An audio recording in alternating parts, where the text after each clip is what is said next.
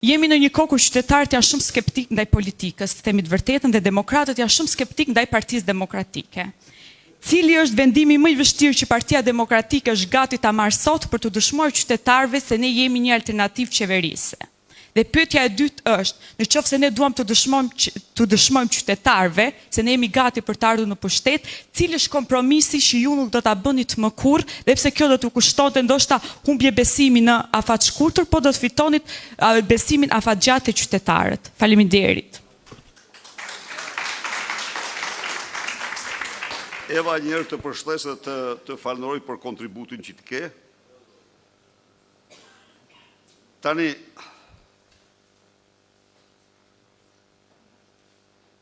pyetjes tuaj do t'i përgjigjem në këtë mënyrë. Me dy gjëra s'do bëja kompromis kur. Me lidhjet me krimin dhe me korrupsionin. As i kompromis. Do të dish një gjë. Nuk kam bërë kur dhe nuk e bëj. Sepse në qoftë se do bëj me të tjerat, nuk mund të them se jo. Por me këto nuk mund të bëj kur. Dhe po të më pyesish mua, përpara, në vitin 2005, pa si do t'i luftosh ti këto, çfarë do bësh ti këto? Unë thjesht kisha një përgjigje, do zbatoj ligjin. Do zbatoj ligjin. Në qoftë se ti merr përsipër të zbaton ligjin, ligji të denon për çdo kompromis për krimin. Absolutisht. Dhe kompromisi me krimin është kompromisi me rënimin. Së dyti, kompromisi me luftën kundër korrupsionit. Nuk do të bëja kur. Shumë e vështirë. Kjo e dytë është më e vështirë se e para. Se korrupsioni, në qoftë se krimi ka për qëllimet e veta, korrupsioni ka teren më të gjerë.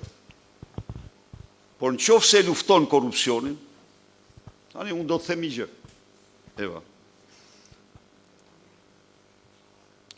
Edi Rama erdhi në pushtet dhe ka shqyrtuar mira dosje. Ka shqyrtuar dosjet me qëllimin më të vetëm që të burgos se cilin nga ministrat e PD-s.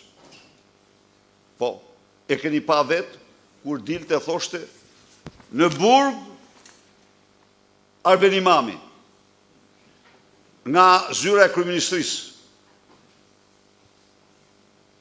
asnjë gjë në të gjitha dosjet. S'pari pse? Më para, ministrat nuk ishin kryetar të autoriteteve kontraktuese.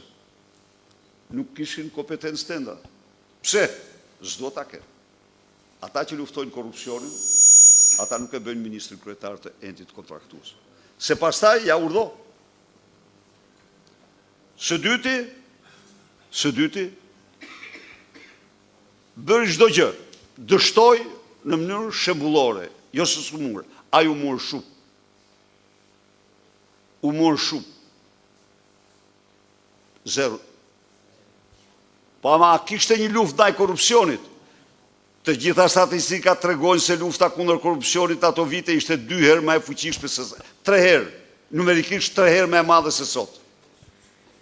Kështu që unë kompromis me këto 2 dukuri nuk do të bëja kur. Por të tjera pastaj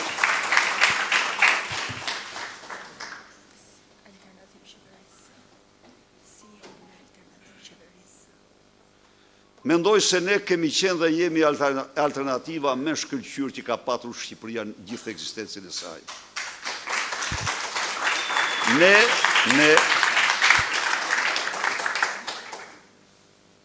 për të vlerësuar këtë,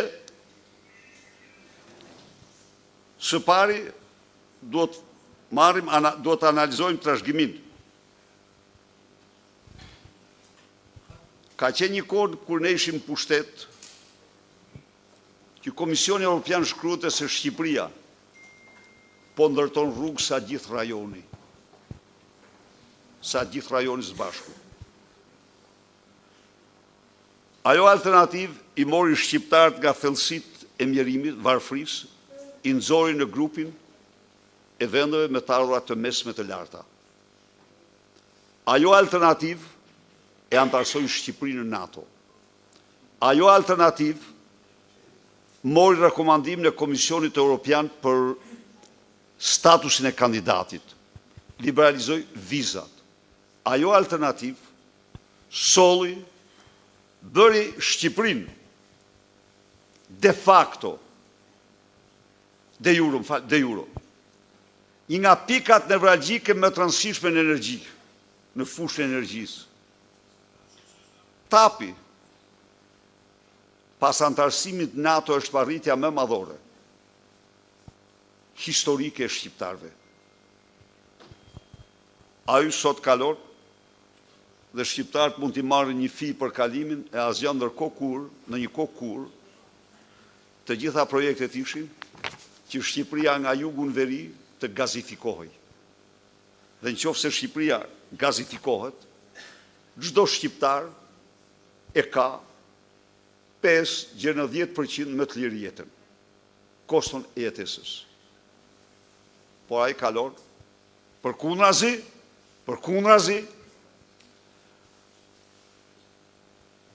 as një deg nuk morën nga Firi për ta dërguar tek Teci në Vlorë, po shkruan kontrata për ta sjell nga deti gazin e lëngët. Dhe për ta kthyer në gaz, se i lëngët duhet të kthehet në gaz njëherë, pastaj të digjet. Pra, po marr një parti me këto arritje, po ka një gjë eva. Për fati është ky që ai nuk është alternativë fare, ai është e keqja e vendit. Edi Rama është regjimi më i keq që kanë patur shqiptarë dhe ne spranojmë të krahasohemi në asgjë me të. Cili do, edhe një herë, të merrni programin e zgjedhjeve të 2025-s, 11 majit.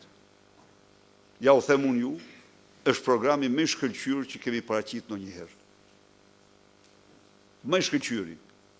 Programi më transformues dhe më realist. Vërtet kemi dhënë rrogat 1200 rrogën mesatare të tjerë me radhë. Po i kemi bërë të gjitha absolutisht mbi bazë, mbi përllogaritje reale të padiskutueshme. Dhe i kemi bërë për gjeni, me një marzh jo maksimal. Vetëm për 100% sigurt që nuk na lëviz asgjë. Po donim përsëri brenda besueshmërisë, mund të ishim edhe 50% më lart.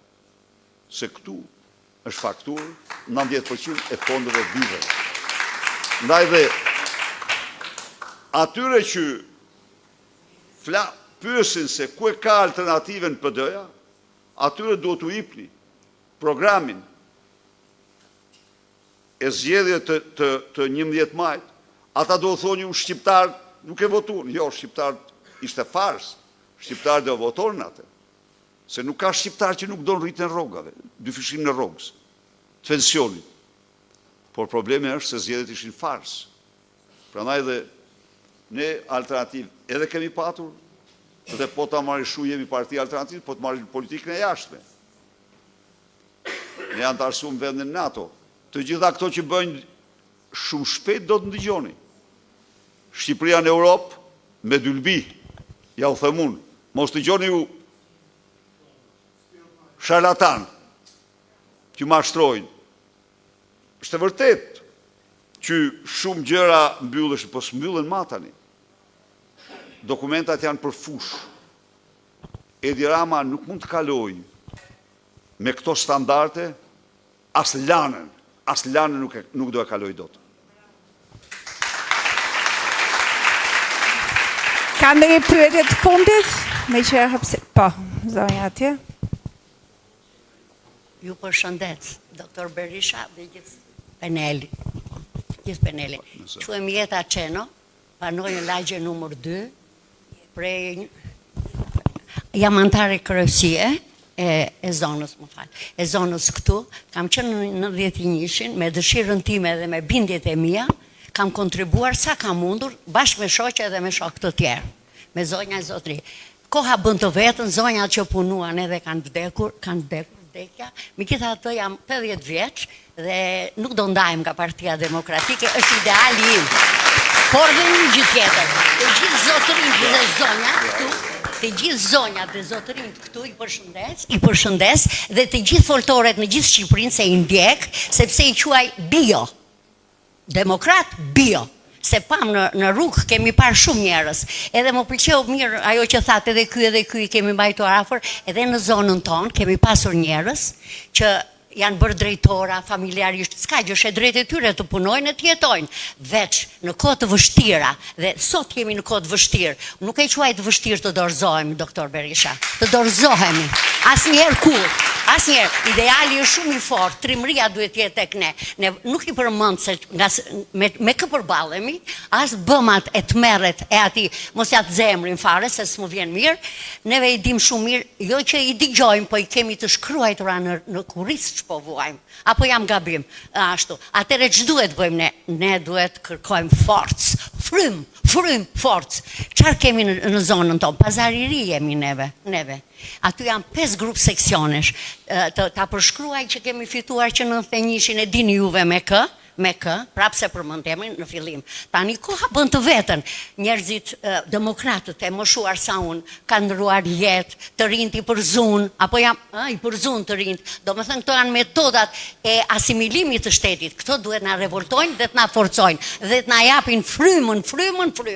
Pse e theksoj këtë? Ju erdhët vetë në një takim që kishim në shtëpi Tiranësish me luftë shumë të me mund ajo Rovena Paçua që është më e reja dhe unë gjej forcë tek ajo duke thënë forca mos u dorëzoni të rinjve. Kemi bërë shpesh herë, i kemi diskutuar dhe me kryetarin, ç'na mungon. Kemi një problem, mbaso e ka gjithë Shqipëria, po fryma nga vujtit ose nga ikja. Fryma që neve kemi vite që vuajmë për komisioner. Megjithatë, s'jemi dorëzuar. Pse? Shoqëri misini për mbesa, apo jo me zonja kryetare. Vetëm mos i themi botës, mos i themi palës tjetër, ne morëm fund. Jo, ne s'kemi marrë fund. S'kemi marrë fund se jemi shqiptarë të denjë. Jemi. Tash i uroj forcë, durim, trimëri, të mbrojmë Shqipërinë, të mbrojmë fëmijët, e fëmijët janë e ardhmja jonë. Ashtu. Kam qenë mësuese prej 30 vjetësh, nuk u prezantova për çka kam vujtur, se gjithë Shqipëria ka vujtur, si unë ka shumë në Shqipëri, që bën internime, burgje, edhe një gjë doktor, Partinë Demokratike, ju lutem, askush mos e quaj biznes, ta quaj ideal. Ideal, jo biznes. Ashtu. Ju falemnderit që keni ardhur në zonën tonë, dhe miru pafshim 24-ën. Të gjithë sa jemi. Faleminderit. Faleminderit për gjithë diskutimet tuaja. Doktor, një mbyllje për takimin. Ju falenderoj shumë për diskutimet, për praninë, për mendimet, sugjerimet, shqetësimet që shprehët. Dhe ju ftoj që këto ditë të bëjmë gjithë shka për një sukses të jashtëzakonshëm të 24 janarit. Një gjë ju siguroj se çdo shqiptar sot edhe ata që nuk marrin dot pjesë, edhe ata që janë të ndrojtur dhe s'dalin dot, çdo shqiptar kudo që ndodhet në Shqipëri dhe jashtë vendit, dhe të gjithë miqtë e vërtet të Shqipërisë dhe shqiptarëve, presin me padurim 24 janarin si ditën e triumfit të opozitës shqiptare.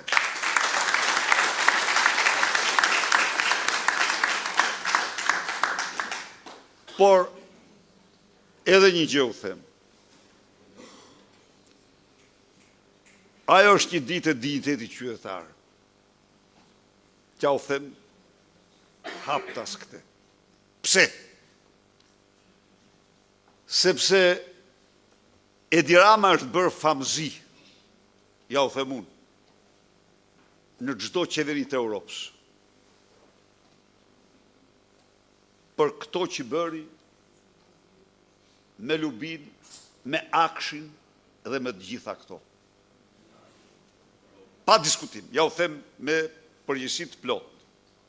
Famëzi, ja çdo lloj standardi, ja çdo lloj imagjinate, që një kryeministër mbron se është vetë. Është bërë e qartë që është vetë. Ja u them unë ju. E reja këtij zhvillimi është se tani nuk e diskuton kush më se autori kryesor i arkitekti kryesor i korrupsionit është Edi Rama. Dhe se prapa këtyre dosjeve qëndron Edi Rama.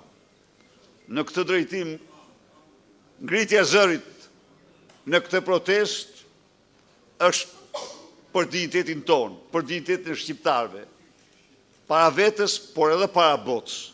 Si njerëz që nuk pajtohemi me një të keqe të tillë të madhe, vërtet ne kemi në krye një